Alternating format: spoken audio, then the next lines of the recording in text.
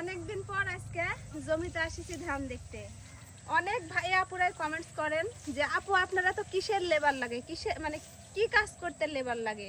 তো এই যে দেখছেন ধান, এই এরিয়া নিয়ে এই সব ধানের জমিগুলো কিন্তু আমাদের, আর এই সব ধানগুলাই কিন্তু আমাদের। আর ওইদিকে দেখাও, একটু জুম করে দেখাও, কলা বাগানটা দেখাও।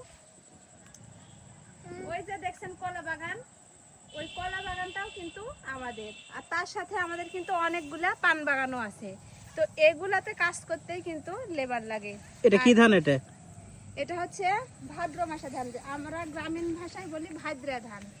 তো এই যে ভাদ্রা ধান লাগানো হয়েছে। আর আলহামদুলিল্লাহ আর মাশাআল্লাহ দুটাই বললাম, আলহামদুলিল্লাহ ধান ভালো হওয়ার কারণে। আর এই যে কি সুন্দর শীষ বার আছে না, মাশাআল্লাহ খুব সুন্দর শীষ বের। এটা কি জাতের ধান? এটা হচ্ছে কি জিরা ধান। জিরা ধান, এটা হচ্ছে জিরা ধান। এই ধানগুলা উঠানোর পর এই জমিতে আবার ধান লাগানো হবে। সেই ধানের কিন্তু বীজ ফেলা হয়ে গেছে। আর পোলাও চালের ধান লাগানো হবে এবার।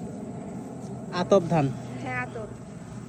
তো যাই হোক, সব মিলিয়ে আবার ফসলগুলো আমাদের ভালো। ওই দেখো ওটা কি যাচ্ছে।